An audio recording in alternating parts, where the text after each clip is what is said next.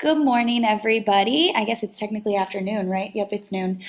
Just wanted to let everybody know we're here, presenters are here. We're going to give a couple more minutes for people to join us. So we'll probably get started around 3 minutes after noon, and everybody just sit tight.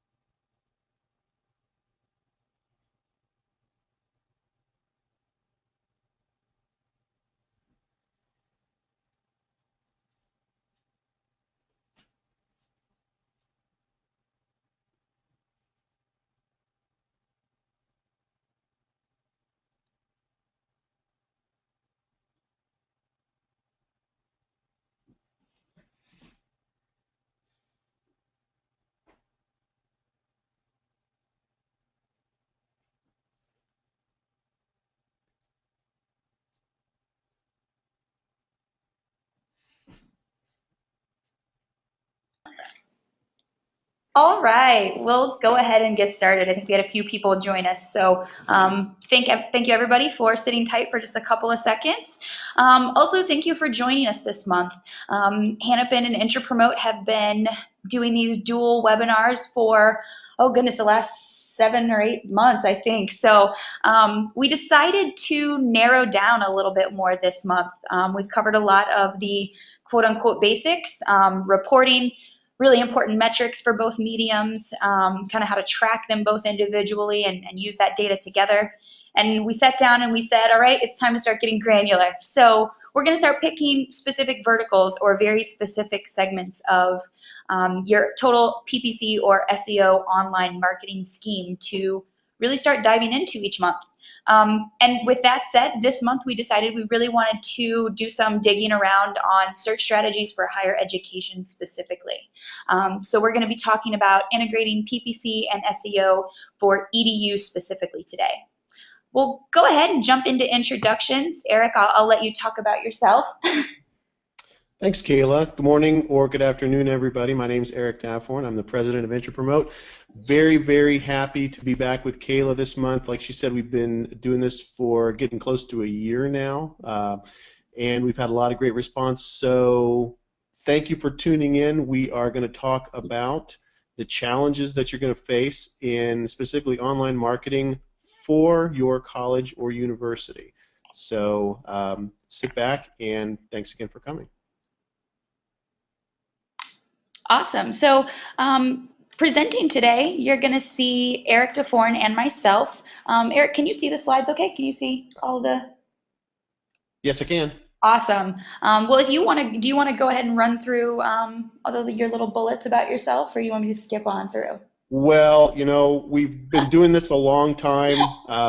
Got some nice books under our belt here. We pride ourselves at Intrapromote on being a hardcore organic SEO and social media shop. And I don't want to spend too much more time on it. Just listen and try to absorb the expertise from the bullets that are coming on later on. Absolutely. So really quick, my name is Kayla Kurtz. I'm the paid search consultant here at Hannibin. I've previously worked on some EDU accounts back when I was in the account management side. I write for PPC Hero. I'm going to be speaking next month as a keynote at Search Exchange in Charlotte, North Carolina. And I also MC Hannibin's own Hero Conf paid search conference. So lots of fun stuff going on over here at Hannibin I get to put my hands into. And one of them, of course, being these webinars every month with Enter Promote, who's also involved with HeroComp. So we'll go ahead and start diving in and let you guys know exactly where we're headed today. We're basically breaking down the EDU vertical and how to manage PPC and SEO for that vertical into 4 different sections. The first thing we're going to talk about is what makes the EDU market itself so competitive when it comes to online advertising. The truth of it is, it truly is one of the more competitive verticals when it comes to both PPC and SEO. So we really want to talk about why that is. After that, Eric's going to dive in pretty heavily into how your SEO campaigns can really help alleviate some of this competition, whether it be through management of your content sources, segmenting out your users, and then a few other pretty specific methods.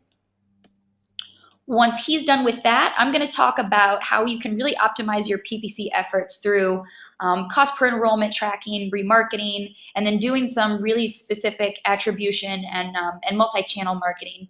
It's going to help you break into that market share a little bit more and also still maintain your own campaign goals. Then we'll wrap it up by putting on our future glasses, and we'll see what Eric and I think PPC and SEO are headed for the future, and then how we're preparing ourselves and as well as our own teams for what we see as being truly next down the pipe. So first things first, we've got some poll questions we want to run for everybody, and I'll tell you, this is the first time I'm running them myself, so let's see if these work. All right, I just launched our first poll. Hopefully everybody can see those. I'm going to open up my chat screen to make sure. Looks like we're good. So what we want to know is how long you've been involved in SEM. Our options are less than 1 year, 1 to 3 years, 3 to 5 years, and then 5+ years. We'll give a couple of seconds. Eric, the way I like to do these is give our own answers. I've been involved in SEM for, I'd fall under B, so 1 to 3 years. I'm right around 2.5 years. Eric, how about you? Well, I've been involved on the SEO side just about 11 or 12 years now. Awesome. So you're in the 5+ for sure. I get a solid D for that. Perfect. So we just closed the poll and shared results. It looks like the bulk of everyone sitting in today falls in my bracket, the 1 to 3 years. But Eric, yours is coming in hot in second place with about 25%.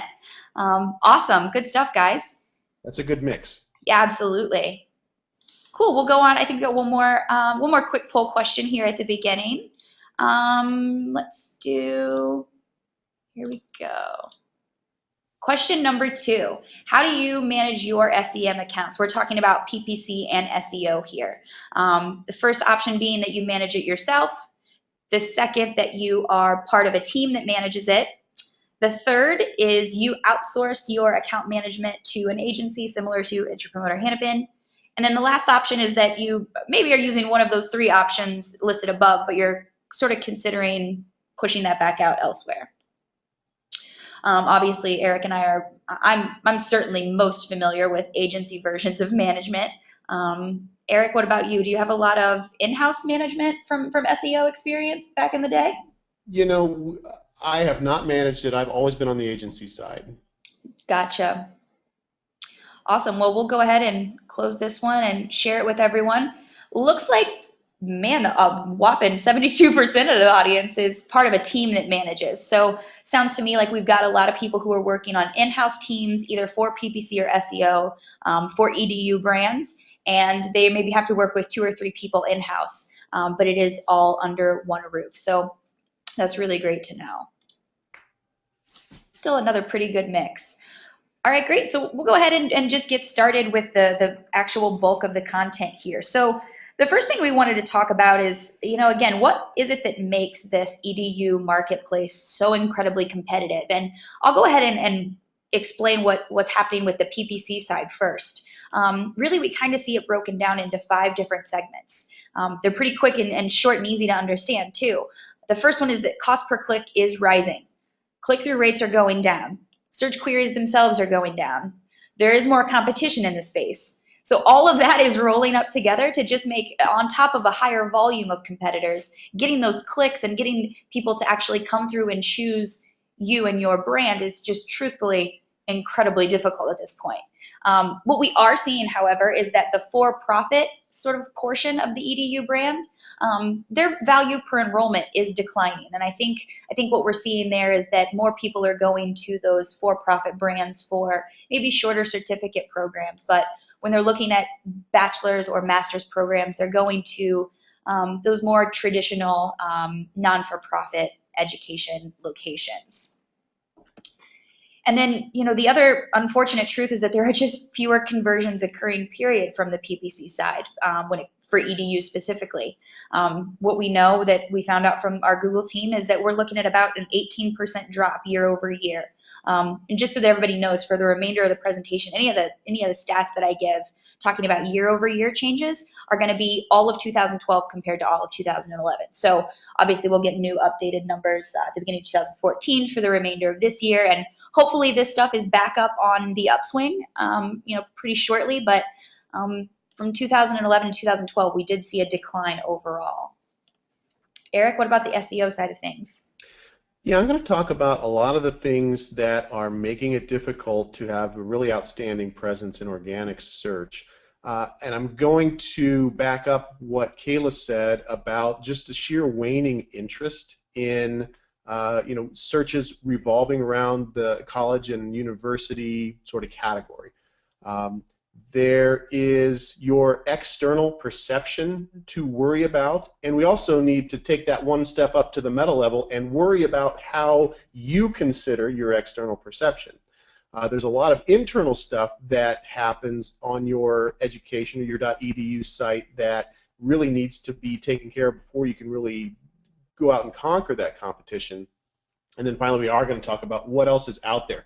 The clicks are declining themselves, but who's out there trying to steal what clicks remain from you? We'll talk about that and how to recoup some of those lost clicks. So the first thing I'm going to show on the next slide is the actual demand for search queries in the college and university category, and this is through Google Trends. And Google Trends is a fantastic repository of year-over-year search data about every possible query. Now, granted, the most obscure, arcane queries do not show up because they don't have enough search volume. But in general, we see a decline in demand for queries revolving around colleges and universities. Now, the important thing to remember is this data is normalized. So what that means is these graphs are relative to the total number of queries performed at Google. So as a result, year over year, month over month, there are more queries performed at Google. So the actual raw number of searches is not declining as steeply as this chart suggests. However, the decline in this chart is steeper than the overall rise year to year of total searches. So as a result, we're still looking at a negative slope. The curve is going down in terms of raw searches. At best, it's flat for some.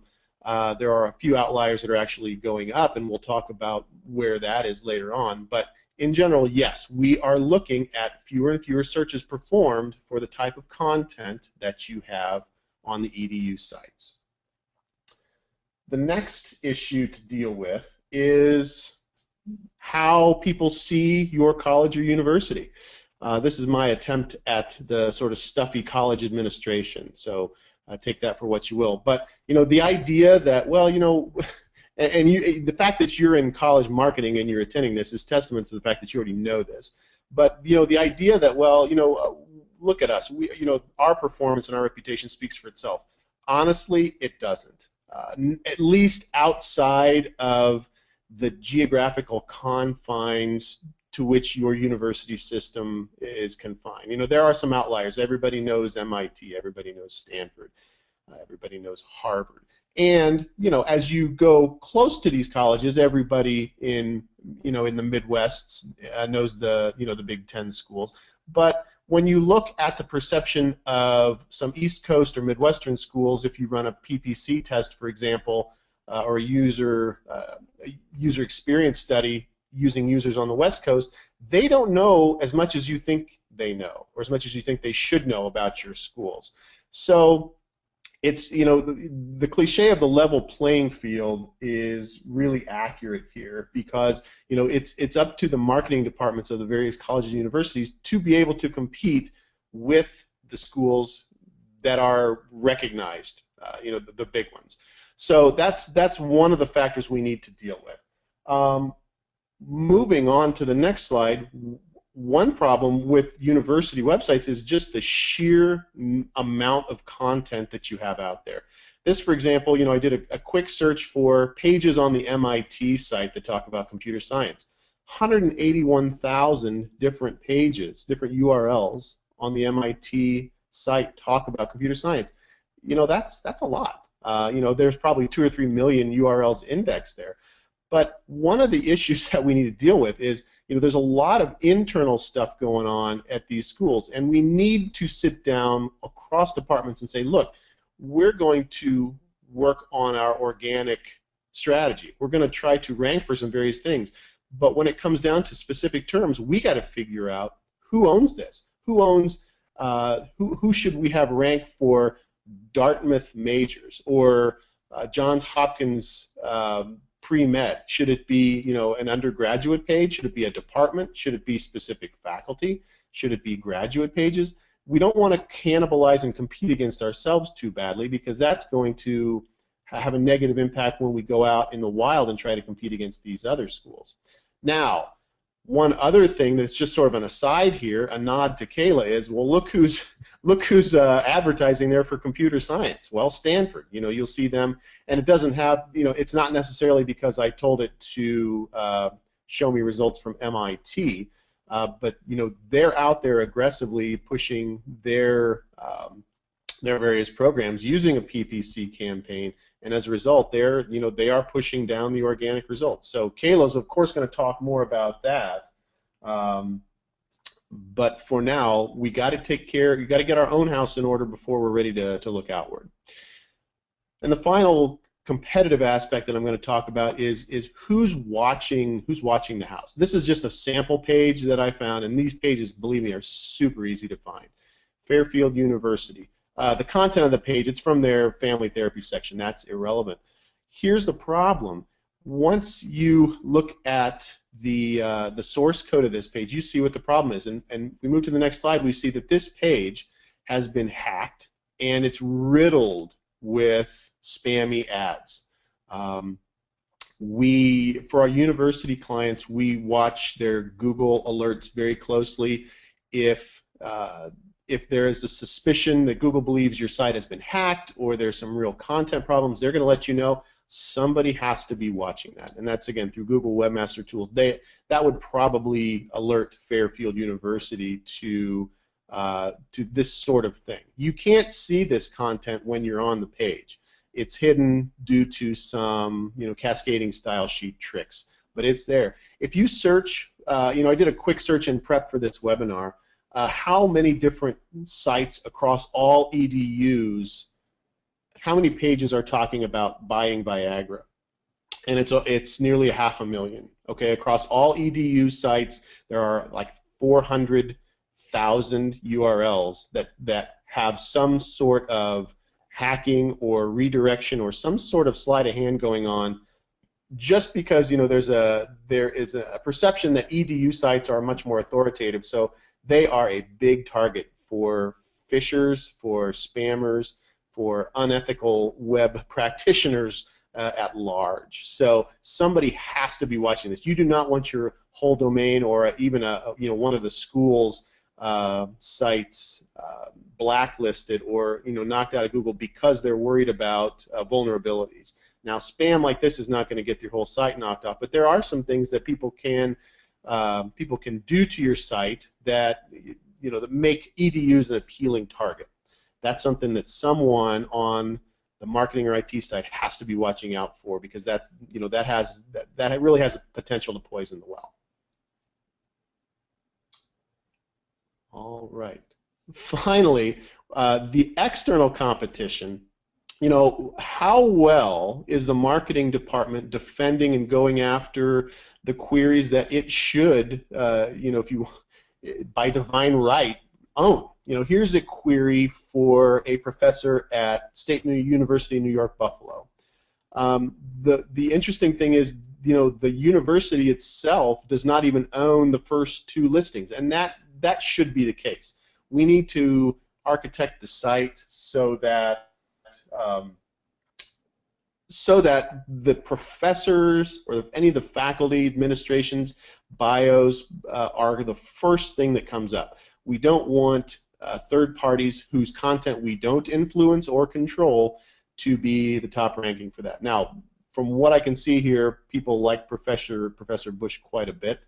There's even some video, but there, the sites like Rate My Professors and Professor Rank and things like that, that's very common, and that's a multi-million, if not billion-dollar industry, is coming up ranking for terms that ideally your university would rank for. Same thing goes in the healthcare industry. If you search for a doctor's name, often you'll see his or her profile on something like Vitals or Health Grades or something like that. This is not just limited to the higher education space. There are what I tend to consider sort of parasitic sites all over the web who are designed to sort of pick off the queries that I would rather see going to the main source of information. But you have to be vigilant, and you have to work hard to make sure that your architecture is set up so that stuff like this does not happen.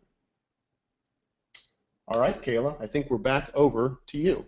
Yeah, well, for about 2 seconds, I was just going to say I'll give you a second to rest your throat, catch your breath a second. First, I want to make, before we dive into the SEO and PPC specific tactics and methods and the kind of things that Eric and I try to use and have our teams use for these kinds of accounts, I wanted just to remind everybody, if you've got questions, definitely chat them to us within the webinar screen itself. And you can also use our hashtag PPC SEO on Twitter. We'll be checking that out as well. I think that a lot of the stuff that Eric just mentioned it follows through, and we see the same thing on the PPC side as well. It's not always negative things that are out there competing with our EDU clients and their advertising space. Sometimes it's other companies that are truly trying to send eventual student leads to the EDU brands we're representing, but we want to be able to be the more prominent showcase, I suppose, even if there are other people bidding on our brand names and things like that, right? We just want to look like we've got the true hold on the space and on our name. So I think a lot of what Eric just mentioned definitely holds true for PPC as well. And now we'll talk a bit more specific about both. So I'll kick it back over to Eric and let him talk about how your SEO campaigns can help alleviate some of this added competition, both internal, external perceptions, and all of that through a variety of different ways. So Eric, I'll kick it back over. Right, and your note is well taken. I might have been swept away with harshness there by the passion I have for our EDU clients, and perhaps. Hey, I get it. Well, let's talk about this. How can we be ready for this? What sort of tactics do we need to employ to make sure that we are putting our best foot forward marketing-wise? We have to know what the market is out there. It's one thing to say, well, demand is up for University of Wisconsin, demand is up for University of Washington, demand for Grinnell is up. That's terrific. So the branded stuff you have covered. You have to be making a lot of mistakes for your university to not come up when someone searches for your university. Okay, so we're not going to really spend a lot of time on what I would call branded queries in that space. But increasingly, the specific brand focused terms are declining, as Kayla and I have both shown. But what's increasing are specific output based queries, I would call them. The best college for what? Here is an example. You've seen this before. You go to Google and you start to type something, and it uses its algorithms and its history to suggest, well, maybe you're thinking of this. And we have a tool that sort of mines that data. And the lower part of the screenshot here is all the various things that people are searching for. When you start the query with best college for, these are the terms, and they're weighted based on their frequency that Google would suggest for you. So be a part of this. One of the things that you probably already know is when you do the search best college for science, best college for engineering, best college for, you'll notice near the top right, best college for quarterbacks. So you can use your imagination and try to figure out who exactly is searching for the best college for quarterbacks. Point being, the non-branded stuff is where you want to be, and U.S. News tends to really own this whole vertical. But that does not mean that you can't create content based on your alumni achievements, based on the accolades of your faculty, based on what your students are currently working on that makes your college the best college for biology, the best college for undergraduate theater, the best college for physics, et cetera, et cetera. All of this marketing boils down to how do we look at what's out there and how do we respond to it with our own content. So the underlying assumption here is when we look at keyword research, we really have to be ready to create content that backs that up. One of the fundamental tenets of SEO is, you can't rank for something unless your site proves itself to be an expert on that topic. So, if you just have on your, the home page of university, we are the best college for zoology, that's not going to cut it. We need a lot of collateral built up to sort of justify that claim. So that's one of the strategies that we recommend. Knowing where the market is, what are people out there searching for? Keyword research is critical. And then once we get students, well, not necessarily students, prospective students, their family, to the site, we're going to have to look at what they're doing once they get there. So if you go to the next slide, one of the really intriguing ways we've been able to sort of monitor and understand what users want once they get to a university site is by segmenting. And when I say segmenting, what I mean is we're taking the web analytics information that we have and we're saying, look, I can't really make much of this when we're talking about 500,000 visits. It's too large a data set. The mean and arithmetic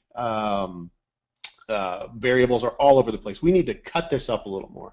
Let's look at all this traffic and all this organic referring keyword information that we have, and let's dice it up a little bit so that we can make more out of it. One of the ways we do that is through geography. Okay, we can tell, and I'll just use Google Analytics as an example because it's really good at this. We can say, look, show me all the referring traffic that sent visitors to my site, but I don't want it actually in the town itself. I want it, maybe not even in the state. I want to know what sent people here who searched in a location away from this campus or away from this, this regional campus set. So we look at that and we think, okay, well that's a really good look at people who are probably exploring it. And the more you look at the respective keywords that come from people who you can say, well, there's a very, very strong likelihood that these people are not students already. They're in the exploratory process. Looking at the terms they use to get to your site and then maybe looking at where you rank for those specific terms can give you a great indicator of additional content that you might want to build out for your site. For example, maybe it was, best undergraduate math programs, and maybe you're number 8 for that. Well, you already got traffic for it, but you're number 8. You can extrapolate and say, wow, if I was number 2 or number 3 for that, I would be getting probably 8 or 10 times the traffic that I'm getting from this. And that's really going to attract the type of prospective student or parent of a prospective student that I'm trying to do. Another thing we do is segment by device. In other words, show me all the referring keywords that sent traffic here, but don't show me the whole list. Show me only the ones that came on the iPhone or that came on the iPad. That's really telling because the experience that these people want, depending on advice, is far different. Um, Typically, when they come on an iPhone, they're looking for a quick bit of information, address, a quick link to admissions, something like that. Whereas on an iPad, it's much more like a desktop experience. They are looking at specific departments. They're looking at options for majors. They're looking deep into faculty profiles. So if you are considering a mobile experience for your site, and I certainly hope you are either well into that or you're thinking strongly about it, be very cognizant and look at your existing data about what's going on with the devices.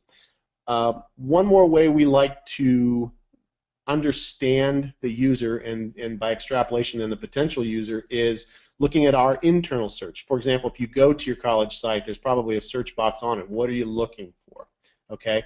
Again, that's a very, very helpful tool for knowing what sort of content people are looking for. Now, granted, you don't necessarily know whether the folks were the time, the geography of them, unless you segment further. You can segment by device and by geography. Show me the people who are from out of state using the internal search feature and what did they search for. That's very helpful, like the double segmentation. So don't be afraid to take all your data, slice it up, and really try to get some insights from the users that you have on the site already. Make assumptions about whether they are whether they're already students, whether they are prospective students, and really try to build a content program around the data that you can learn from that.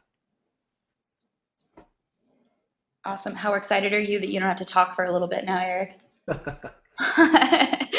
Awesome. So that covers sort of the SEO side of things. And from a PPC perspective, I want to very similarly dive into a couple of the very specific target methods that we've sort of narrowed in on, working on these EDU type clients here at Hannibin, and then how we use those all to push those accounts forward despite the incredible competition. So again, I just want to reiterate a few things that we've kind of already covered, but what we know about PPC for EDU brands is that it is getting more expensive. Less people are looking in general, and with more schools on the for-profit and nonprofit side both jumping in the pool, the competition is just overall increasing for a number of different reasons. The key comes into, really accepting that this is not going to change, right? So it's never going to stop being a competitive industry, and the vertical is going to continue to move forward in probably a very similar way. So you've just got to find a way to manage your paid search around it and stay diligent to what you need and what's most important. So rather than continue to hang our hats on, filling one of our EDU clients' funnels with just lead volume, let's get as many people to fill out that form as we possibly can, and then you handle the rest. We've really shifted our focus and moved to a focus that revolves specifically around finding really high quality leads, and then also tracking those leads, good or bad, all the way down to more of a cost per enrollment number. So rather than just look at data straight out of the interface and say, this is what we pay for each one of these individual leads, and let's put a goal around that. We get back-end tracking data from those clients and reconcile all the way down from first click to final conversion point and find out where exactly we are making the right moves and where we need to make some additional changes to drive quality enrollment leads. So we've got some other ways that we really tackle the EDU brand head on. And aside from, well, we've just changed our thought process, of course, right? You can't continue to rest on the same metric necessarily if the competition is changing. But there are some other areas that are really key to this movement as well. What we know that we've got to do for our EDU clients, it's kind of threefold. The first is that we have to set the client's value higher than the competition. So you need to make sure that if you're out there among 3 or 4 of your competitors, what makes you valuable really sticks out to that prospective student. You've also got to really stay in front of that prospective student, right? I'm going to go through some data in a minute that explains to you why, but they have not necessarily made up their minds yet. So staying top of mind with them is really, really important. And then finally, we've got to do some very serious direct competition targeting. Of course, all by the rules and according to standards and what we're allowed to do within the guidelines, but we have to get specific about that targeting of the competition. All right, let's go ahead and dig into some of those very specific segments. I covered earlier that while there are fewer online EDU searches occurring overall, and Eric touched on it as well, what we know is that the searches that are occurring, those students don't necessarily know where they want to go to school yet. So Google has told us that based on query strings that lead to EDU conversions, what they know is that 8 out of 10 students who begin that search have no idea which school they want to go to yet. I grew up in Bloomington, Indiana. You don't necessarily get a choice, right? You're kind of bred to know you're going to go to that school. I'm one of those other two. Hopefully those other two have picked your school already. And if they didn't, let's not focus all of our efforts on the 20% bucket that we may not be able to really manage and get kicked over to our side anyway. How can your brand specifically push those 8 students who don't know where they want to go into your direction? I wanted to just back up all of that with a few more facts about, again, just stuff that we know about EDU searches when it comes to PPC. Well over half, it's around 61% of all EDU search converters touch their final choice brand for the first time. So whatever school they finally give their information over to and say, yep, somebody from your recruiting office can call me. The first time they touch that brand is 30 days prior to the day they submit that form. We'll talk about what that means in a second. The next point here is that we know that as this research phase begins, that's typically at least 30 days long, 73% of students are going to look at least 2 different schools. So they're not picking one and running towards it as fast as they can. They're going to pick that one, and then in that 30 to 90 days, that gap, they're going to still look around at others as well. So what that means is there's opportunity for you to be another one of those research points, even if you weren't their first touch brand. Then finally, we know that EDU searchers don't go to each brand that they're considering. They don't go to that site one time, go to another, look at that site once, go to another, look at that site once, and then make their decision and convert. They're going to go at least 2 or more times. So they're going to pick you, go and pick 2 other competitors, do some researching, and they're probably going to come to yours and your competitors' sites at least 2 more times, 2 to 9 being the real true gap there, to get all of that information. So what we see is they don't make these decisions quickly. They don't necessarily go with their very first choice, quote unquote. They're doing a lot of research. So what all of this means? Remarketing for EDU is highly valuable. You can catch those undecided searchers as often as possible and bring them back to, another one of those crucial touches to your brand utilizing remarketing. Especially during that really crucial and quite frankly, somewhat long 30+ day decision cycle. They're going to be making multiple touches. Specifically reach out to them and pull them in for that additional touch to yourself. We have to do this through some pretty impeccable brand messaging. Remarketing sometimes gets a bad rap for being stalking in nature, and that's not what we want. What we wanted to do is have it be educational, have it be another opportunity to put a value statement out in front of our possible student. SEO helps a lot in this, and we've worked with a lot of SEO teams where they can give us some of those really awesome, quick, talking points to put in our ad copy to say, this is something about this particular brand that you're going to want to use as a soundbite, basically. And that's of course going to be in our normal online Google search ad copy, but then again through remarketing and using the display efforts, that's just going to twofold all of that opportunity. And your school is probably not going to be the only one offering the students preferred degree program. But maybe you offer the ability to take some of the prereqs online. They can do those from home, and your competitor doesn't do that. They've got to be at the brick and mortar school location from day one. And some searchers and some students don't want that full on-campus experience. Maybe they do want to do a little bit online. If you know that sets you apart, put that in some of your remarketing ads. we're going to talk about some other ways that you can really stay top of mind. I tend to get incredibly heated about going after the competition in this particular vertical, so I'm going to jump over to that for just a second. And really, the method I'm going to talk about here is geotargeting. Now, geotargeting is not new. It's not fancy or sexy by any means. I would venture to say most of you have some version of geotargeting implemented in your accounts right now. I think, how we use geotargeting for EDU is two different ways. One specifically for where we know our students can come from, and then the one that I find the most, quite frankly, kind of fun, is really targeting those areas where my competition tends to get most of their students from. So, for example, let's pretend Hennepin University is located in Bloomington, Indiana, which it is. And we've got a brick and mortar location with online classes and coursework.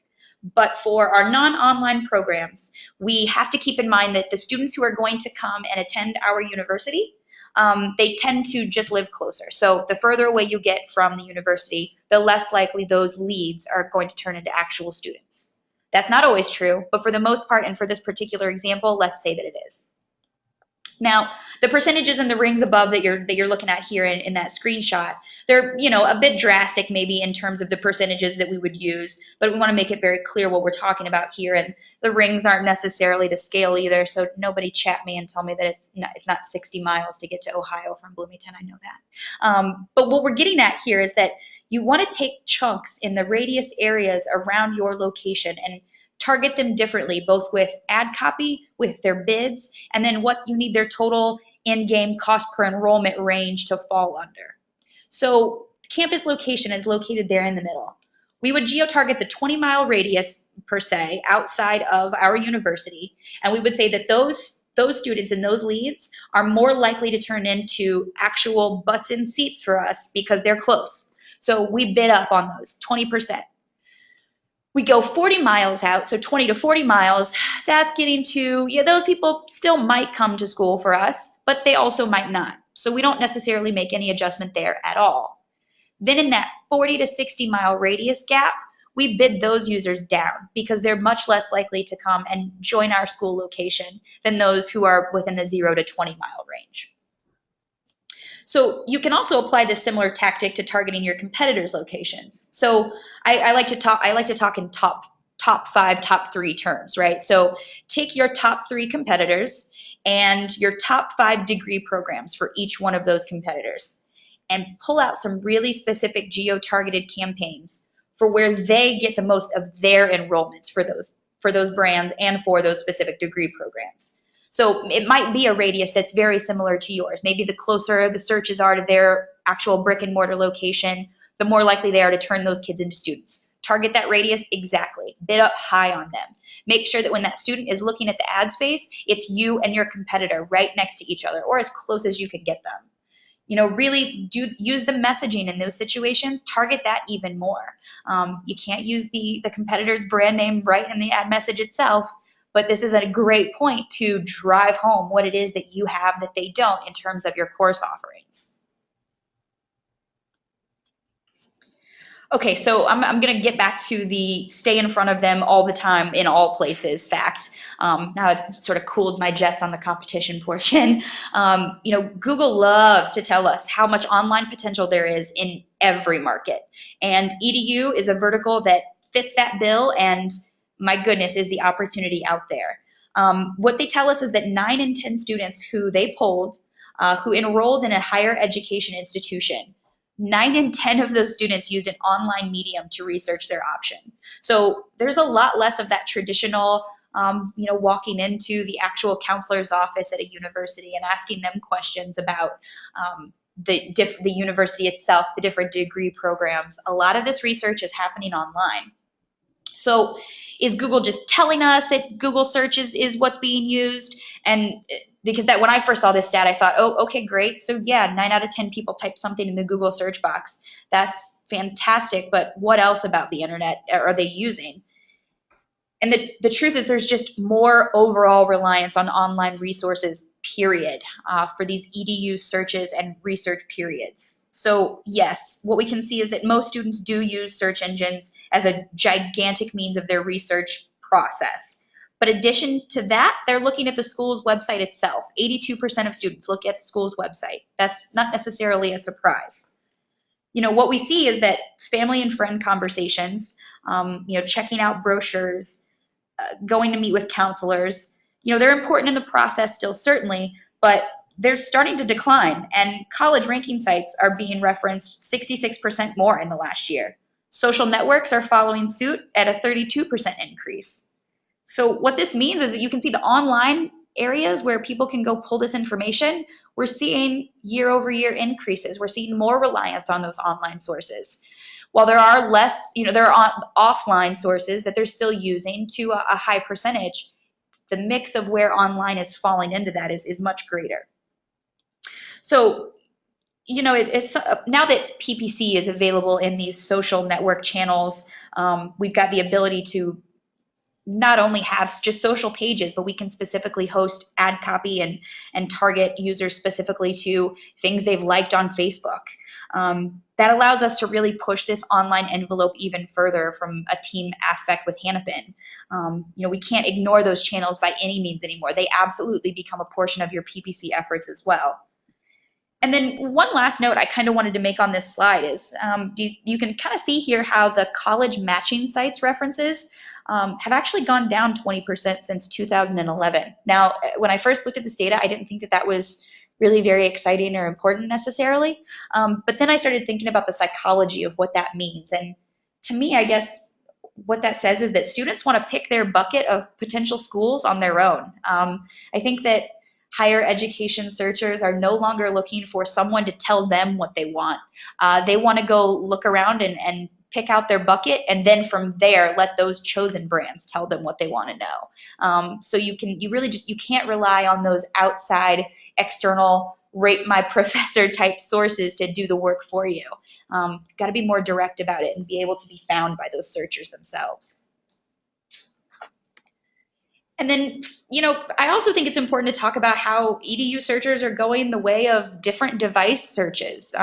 That's not news. That's same with most verticals. We're seeing a huge increase in mobile and tablet searches. But, what I can tell you is specifically Google's reporting that, mobile and tablet devices, while they're only 44% and 29% total use, the increases that those have seen since last year are something to not be ignored.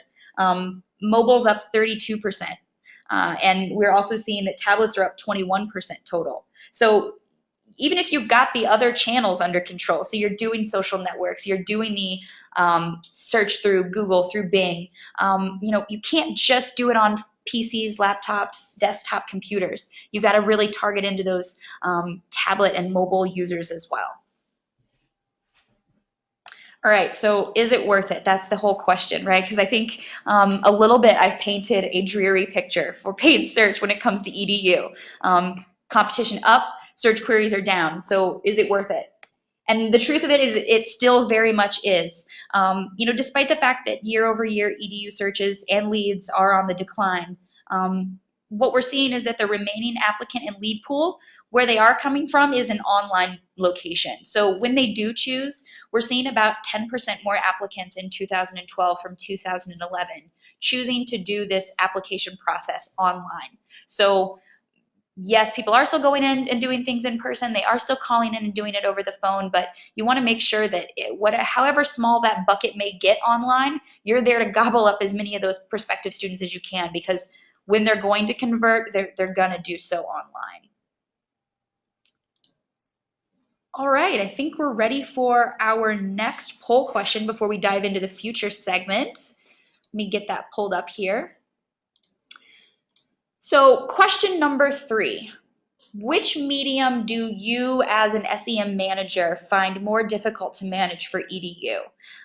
We're gonna give you the options of SEO, PPC. You can say neither. You think you've got both pretty much wrapped up and taken care of. Or you can definitely say both. I mean, it's definitely difficult to keep up, certainly, but the two individual mediums are functioning a bit differently, and overall are just very different to manage. So it looks like we've got some answers rolling in here. Eric, what are your thoughts? Do you see one or the other? I think we would both tend to say, of course, that our medium is more difficult, but what are your overall thoughts? You know, that's an interesting question. I think it depends on what your background is, because you know, I think any single person that can m- manage both programs equally is a rare breed. Yeah, I agree. Uh, the disciplines are so different and so changing. You know, I think the consolidation of good PPC information and resources is a little bit better out there than than the information about SEO, because it changes so much, and there's so much bad information about SEO out there, which is why we write our respective blogs. But I don't know. I'm curious about what the audience says. Yeah, for sure. So I think what we're seeing here is that it looks like 41% said that they think SEO is a bit more difficult. 32% picked PPC, and then 24% picked both. So that's actually a Yeah. pretty even spread, I feel like. You add all of those up together, and it feels like everybody's got certainly an opinion one way or the other. So that's really interesting. The 41% of you who feel like you're having more issues with SEO, you're going to want to call up Eric, and that 32% you can call me, and then the 24% will split up. Yeah, and we appreciate you all answering these polls too, because it's not a giant data suck. I mean, Kayla's not trying to be, queen of big data here. This actually really helps us tailor our webinars to the specific audience we have. So we do appreciate your input on those. Yeah, for sure.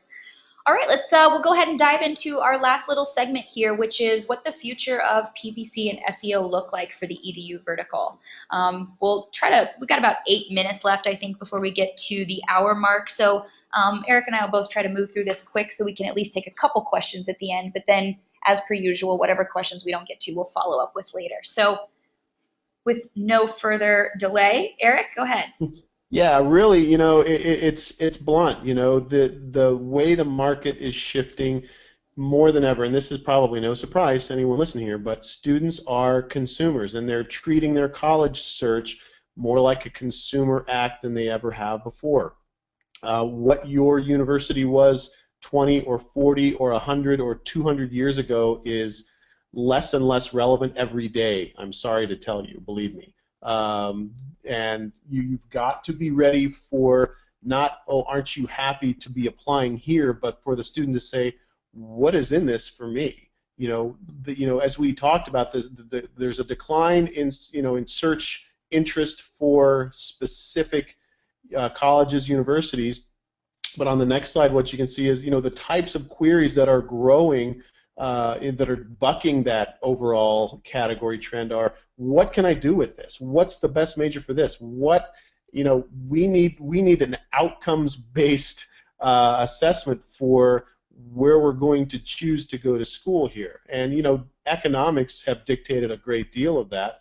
And, kids are, I think back to my college search, and they're, levels of magnitude more sophisticated today than I was. So, we need to build content on the EDU site that addresses the real concerns of this audience. Not only the student audience, but the parents are influential here to a great extent, and they will be throughout the entire student journey there. So we need to think in terms of that when we're building content. How's our newsroom? Is it optimized properly? Is the work that the PR team is doing getting out there?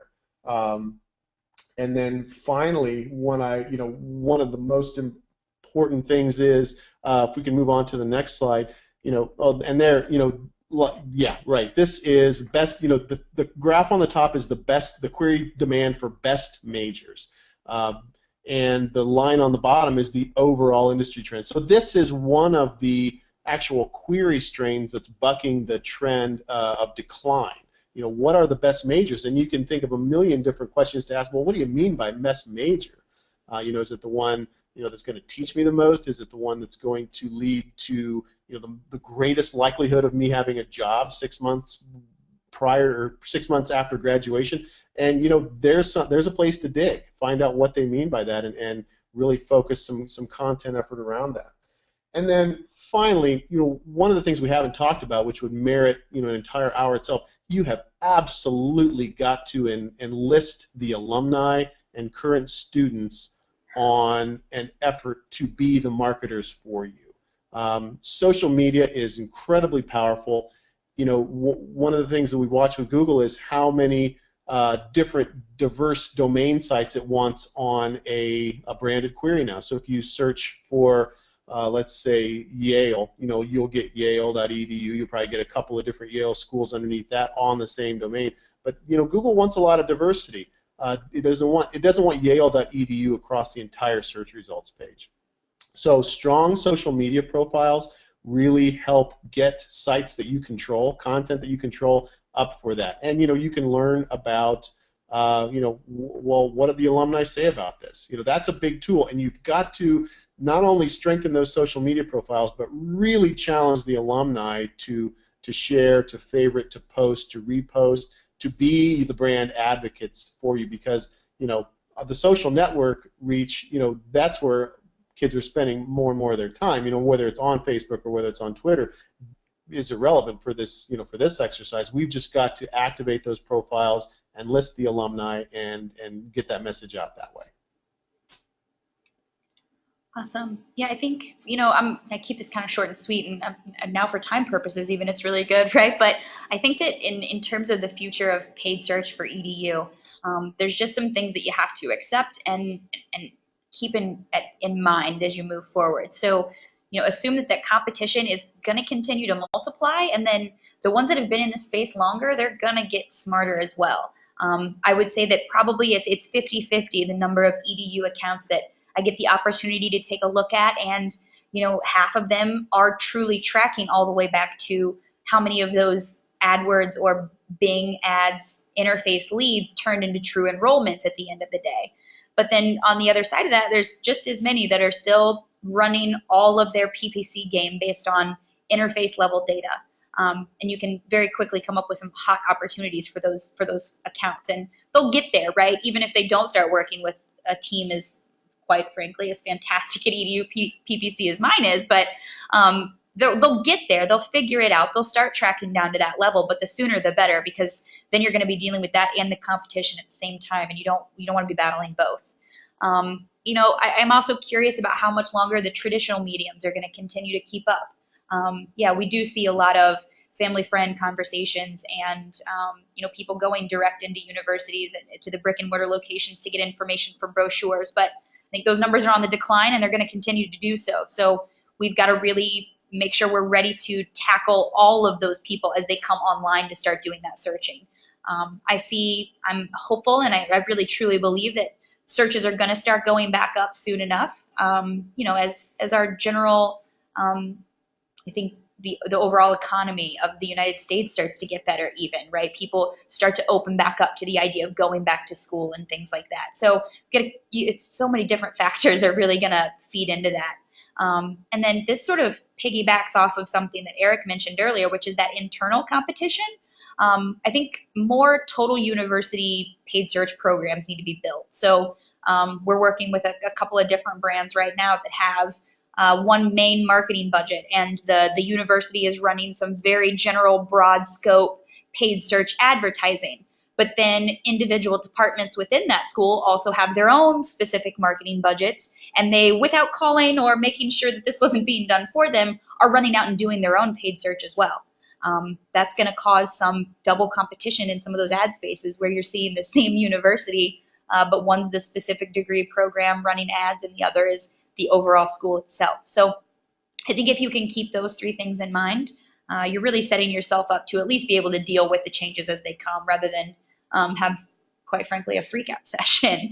All right, so that brings us to the roundup. I think the three big points that we can roll across both PPC and SEO is that all mediums of online marketing are becoming more competitive for the EDU vertical. If you can move with the market and with those changes and adapt to the competition, you can still very much so run profitable and sustainable PPC and SEO campaigns for this vertical. Eric and I both have clients in the EDU vein right now, and they're working, right? They're keeping with it. That means they work.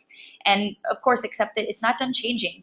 It's not going to be the same for 2014 as it is today, and it's not the same today as it even was for the numbers that we're reporting on. So that's the long and short of it.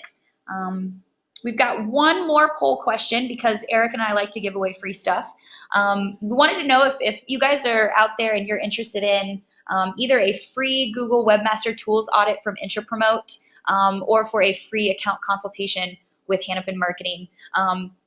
Both of these are going to be very specific digs into your individual accounts, ways we can help you, and letting you know basically some of the opportunities that you're not hitting that our team would look to expand upon for you, or give you that information yourself if you've got a full in-house team that you can run at that list with. So we'd certainly love to help everybody out. Let us know what we can do. We're going to have some links for those as well here at the end. So we'll go ahead and just move on to the Q&A section. There are those links. Like I said, you guys can also just click through to those and fill out a quick form if you're interested in the audits afterwards. We've got a couple of questions, Eric, that we can run through pretty quickly. Yeah, we've got a couple minutes. And anything we don't get to, we'll just put on the blogs if that works for everybody. Sure. Cool. So the first one is, in your experience with the EDU field, what is the best CTA you've ever used? So I think they're asking about call to actions there. Eric, you want to? Right. Yeah. I wasn't sure if he meant like call to action from PPC copy, but what I was going to say was we don't have I don't have a tremendous amount of data for on-page call to actions, but anecdotally, what I can really suggest is really tying in the goals of the university, whether it is getting someone to fill out an application, or whether it is to recruit faculty, or whether it is to help rebroadcast research and innovation that's going on at the university. Have your department of chemistry link over, make it very easy for someone to apply to the college or university right after. There's so much siloing in these university sites. Chemistry would think, why in the world would I want, link over to admissions? I'm just talking about the chemistry department. There's a million different kinds of people that are coming here, but really make it easier. Think of your prospective audience and what they're trying to do. Make it easy for them to do that. So whether it's, hey, we're looking, we're on a faculty hunt in this school. Would you like to apply, or would you like to start that process going? Make it easy. Don't just have the regular masthead with the college switchboard down there and have someone have to call and say, what do I do next for this? So really, we don't have a ton of like A/B testing for specific calls to action on the page, but just thinking about what your audience wants to do and making it easy for them to do that has been effective. Yeah, absolutely. We had a second question that asked what the one PPC or SEO tactic is that you've had the most success using to break through that decrease in queries. And I think my answer for the first question and for that one is the same. So mine's with using call to actions. Using them, period, is really important in EDU. So you can't just say something about your university and leave it out there. Something about the university and what. What we've had a lot of success with using from a call to action standpoint, and it's my favorite, is using enrollment dates and letting people know when enrollment dates are closing. So the last day to enroll, March 15th, whatever the date may be, right? Having that ticker kind of rolling on them in the actual ad copy itself. Really, we see a lot of increases in click-throughs and conversions on that as you get closer and closer to that time. I'll say to that end, I've also seen some situations. Fortunately, again, I can toot the tugboat for my team. They don't do it, but I've seen situations where I Google something or Bing something, and the ad comes up, and it's an EDU brand, and that expiration date for the enrollment has been passed for a couple of months. So it takes a very specific level of attention to detail in order to roll with that CTA use, but it's, I would say, far and away been the one that we've had the highest success rate with in terms of really getting people to choose us over the competition. I think we're about out of time, and we only really had one other question. And Eric, I'll tell you, it was very specific to click-through rate for remarketing campaigns and possibly picking a different metric. So you are probably less interested in that, and I will tackle that on the blog. How's that sound? That's terrific. Okay, perfect. Well, really quick, thank you all again for sitting with us yet again this month. Eric and I really, truly love giving these presentations month in and month out. So let us know what ideas you've got for other topics you'd like to see, either EDU specific or maybe other verticals if you work on multiple different types of accounts. And thank you for joining us, and we'll be in touch soon. Everybody have a great rest of your day. Thanks so much, everybody.